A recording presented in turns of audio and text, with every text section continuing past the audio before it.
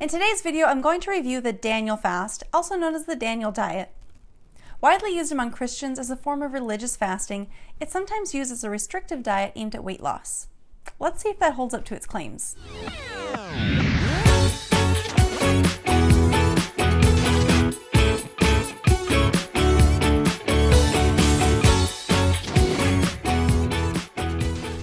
Hi, I'm Registered Dietitian Libby Parker. If you haven't already, please click the subscribe button below to get all my videos that go into the science, or lack of science, behind common commercial diets. Today we're going to cover the Daniel fast. So first, what is the Daniel fast? Essentially, the Daniel fast is a strict vegan diet based on the Bible verses in Daniel chapter 1, verses 8 through 16. Typically done for 21 days, this fast is done for 10 to 40 days and sometimes beyond with modifications. The Bible verses are as follows. But Daniel was determined not to defile himself by eating the food and wine given to them by the king. He asked the chief of staff for permission not to eat these unacceptable foods. Now God had given the chief of staff both respect and affection for Daniel. But he responded, I am afraid of my lord the king, who has ordered me that you eat this food and wine. If you become pale and thin compared to other youths your age, I'm afraid the king will have me beheaded. Daniel spoke with the attendant who had been appointed by the chief of staff to look after Daniel and the other men. Please test us for 10 days on a diet of vegetables and water, Daniel said. At the end of 10 days, see how we look compared to the other young men who are eating the king's food. Then make your decision in light of what you see. The attendant agreed to Daniel's suggestion and tested them for 10 days. At the end of 10 days, Daniel and his 3 friends looked healthier and better nourished than the young men who had been eating the food assigned by the king. So after that, the attendant fed them only vegetables instead of the food and wine provided for the others. Other translations of the Bible replace the word vegetable with pulse, indicating food grown from a seed, which is more inclusive of other plants. This fast also touches on other parts of the book of Daniel, including chapter 10, verses 2 through 3, which is written, At that time I, Daniel, mourned for 3 weeks. I ate no choice food, no meat or wine touched my lips, and I used no lotions at all until the 3 weeks were over. Because of this verse, the most common length for the Daniel fast is 21 days or 3 weeks. The diet itself is a vegan diet where specific allowed foods can be eaten as much as desired on the general fast or in small portions on the more restrictive diet. The allowed foods are most fruits and vegetables, whole grains but only unleavened bread, nuts, seeds, and oils. No sweeteners, including honey, no beverages other than water, and in some cases herbal tea, no preservatives, additives, white flour, caffeine, alcohol, or otherwise processed foods. It's supposed to mimic the biblical diet of Daniel and rely on prayer to resist temptation in an attempt to get closer to God. The 4 creators of the Daniel fast are Dr. Oz, which should give you a red flag warning already, Pastor Rick Warren, again, not a nutrition expert, Dr. Daniel Amen, and Dr. Mark Hyman. No dietitians were involved in the creation of the diet, which relies heavily on prayer to grant willpower to resist cravings and is extremely restrictive. In addition to getting closer to God, the diet claims to help with weight loss and eliminate toxins, which we know is not something that we need to do through diet because we have a liver and kidneys.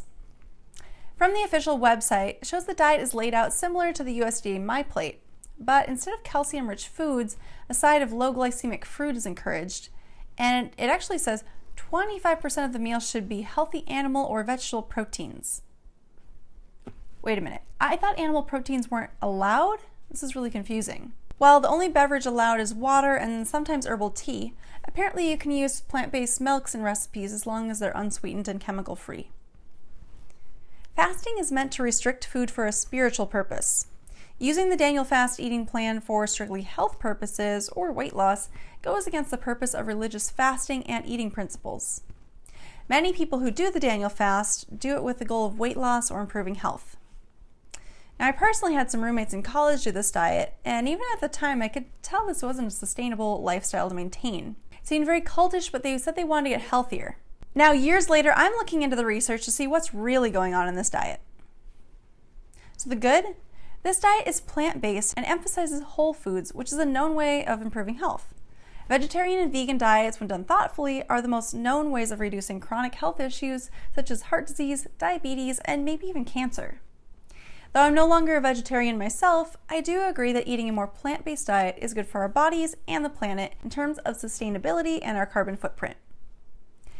The little bit of actual research I did find on the Daniel diet indicated that over a 21-day adherence of the Daniel diet, it was found to be well tolerated and improved risk factors for oxidative stress, metabolic and cardiovascular diseases. As with all small studies, more research on a larger population is needed to verify these findings, but it looks pretty promising from these studies. I'm also glad to see that the website for this diet is forthcoming in that it is not a one-size-fits-all and states that if you're an extreme athlete, then use your wisdom to make sure you're nourishing your body with what it needs. Fasting should never cause harm to your body, so if you need to modify the fast to meet your special health needs, then do so. So the bad. This diet's meant for short-term use, and it's more strict and restrictive than a typical vegan or vegetarian diet and can be missing some key nutrients. The creators of this diet encourage taking supplements. From the Daniel Plan website, due to nutrient deficiencies, the generally poor quality of our diet, our exposure to environmental toxins, and a number of other factors, Dr. Hyman recommends everyone go on a basic regimen of vitamins and minerals that provide a foundation for long-term health. Okay.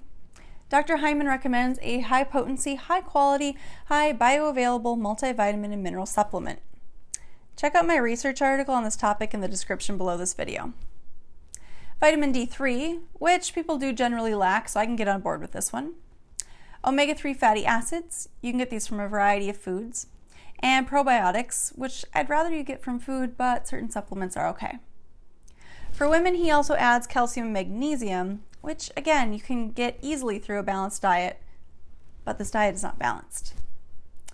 So if it was a truly balanced diet, you probably wouldn't need supplements, or at least not as many. A Christian critic of the diet finds hypocrisy in the use of the Bible verses, stating that the Daniel Fast promoters and Jensen Franklin have made it an activity on some name-it-claim-it spiritual checkoff list, a horizontal display of public piety laden with potentials for hypocrisy and pride, exactly what Jesus said not to do.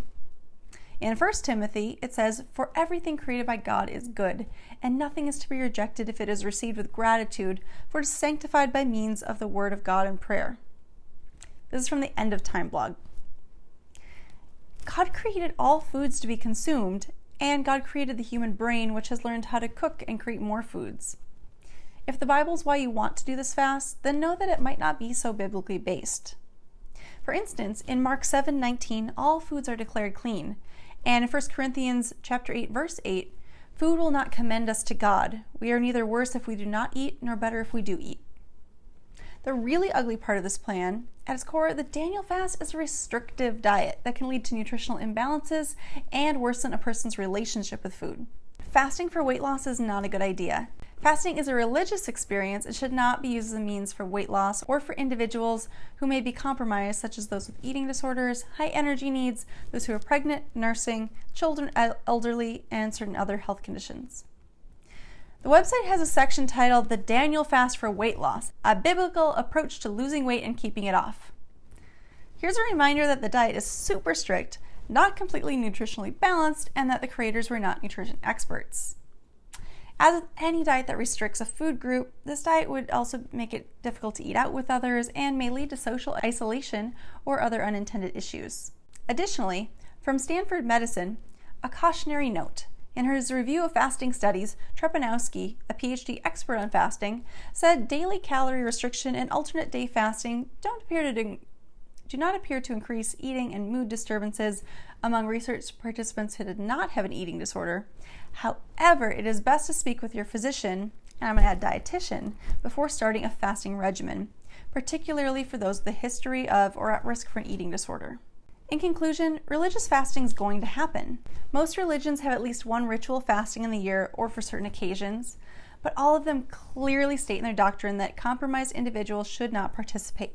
Additionally, religious fasting is not the same as a weight loss diet and should not be treated as such. Most healthy adults can safely fast for a day or a few. Our bodies are designed to be resilient, but it doesn't mean it's the healthiest way to eat, nor does it necessarily mean weight loss. Many people overeat after a fast or a restriction, which causes them more weight gain in the long run. And for those with a predisposition to eating disorders, it can fuel disordered behaviors and health issues. Always check with your dietitian and physician, along with your religious leader, before doing a fast or any type of diet plan to make sure that you're doing so in appropriate ways that will not hurt your health. Diets and fasts need to be done carefully if they're done at all. In my own opinion, you don't need to fast in order to get close to God or to show reverence. Now, I'm not a religious leader, but I do believe in God, and I believe that through your kindness, good works, and prayer, if you do pray, you can be near to God. Food is not an enemy or a tool to enlightenment. Food is nourishment for the temple of the body that God granted you. Take care of your temple.